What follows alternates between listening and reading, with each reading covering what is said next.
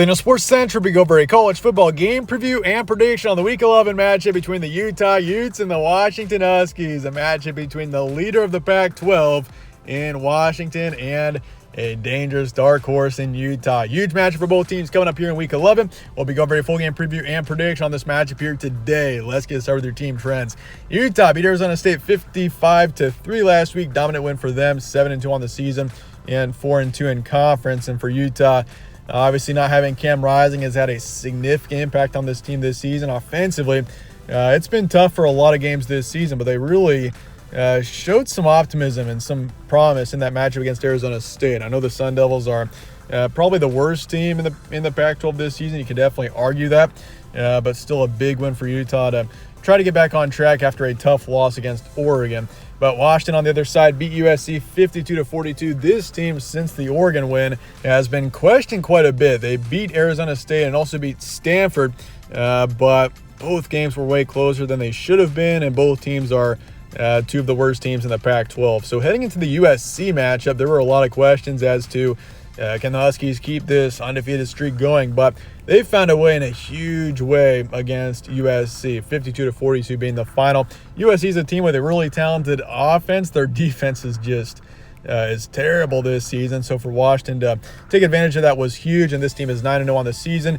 Leader of the conference, they're still undefeated, the final undefeated team in the Pac-12, but obviously Oregon, the team they beat, is still right on their heels. Games will be on Saturday the 11th in Seattle, and your kickoff is 12:30 p.m. Pacific. Spread's going with Washington here by 9, so the Huskies are favored by a decent amount considering Utah is still a dangerous team and a strong team defensively.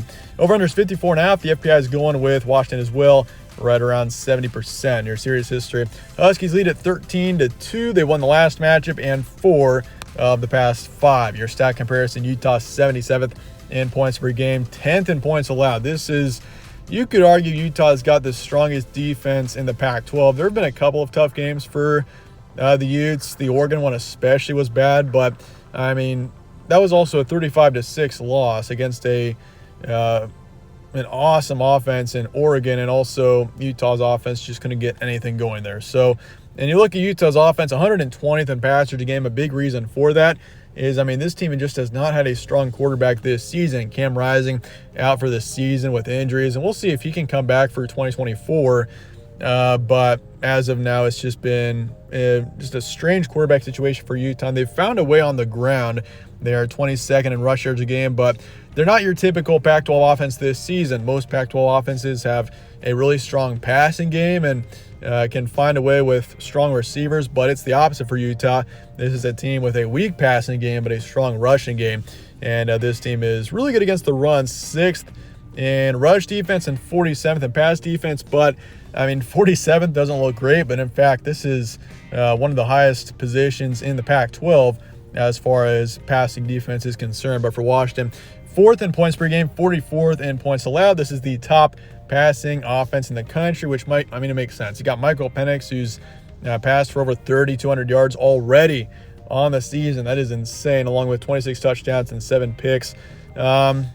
I mean, you also got to give huge credit to the Washington receivers. This is, I really do believe, the best receiving core in the country. Usually you say that's for Ohio State to have the best receiving core in the country, but this season, it's definitely the Huskies. This team has got Odunze and Polk and McMillan just stacked with receivers, and it's not limited to them either. 90th in rushers again, but this team with Dylan Johnson found a way against USC.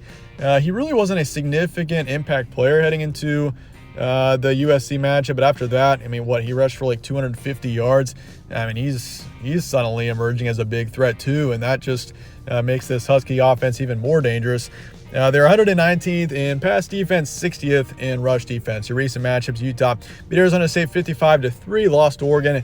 That one was ugly, 6-35. They beat USC 34-32, beat Cal 34-14, and lost Oregon State. That game was also ugly, 7-21. So defensively, did pretty good against a strong Oregon State offense, but the offense in both the Oregon State and Oregon matchups just pretty much did nothing, and that's a concern in this matchup.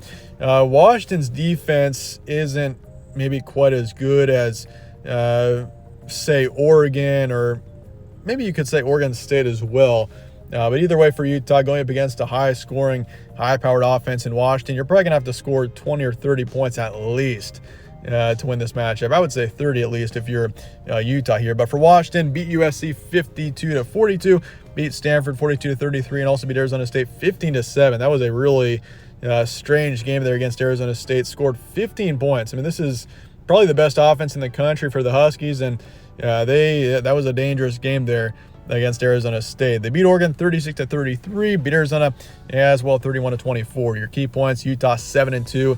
This team is strong defensively. That's been one of the main constants for Utah, but their offense is very inconsistent. That's a big issue. But if you're Utah in this matchup, I would say you got to force at least probably 2 turnovers in this matchup, and maybe even have a special teams or defensive touchdown here if you want any chance of winning it.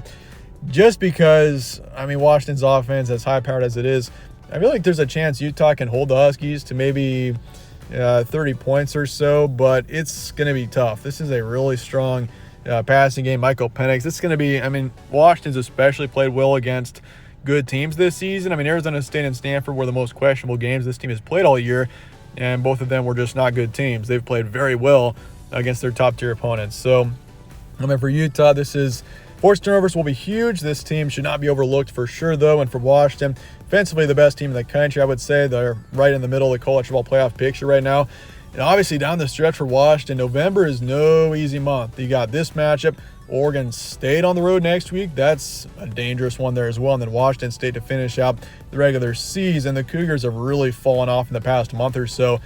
I mean, it's crazy to think, I mean, I don't want to talk about Washington State in this, but that's a team that was, 4-0? They were ranked like top 15, top 12 at one point, and suddenly they're 4-5 and might even miss a bowl game. But anyway, Huskies, if they can stop the run, they should win this matchup. Utah's passing game is nothing significant, so stopping the run will be huge for the Huskies. And obviously, scoring points offensively, don't want an Arizona State game.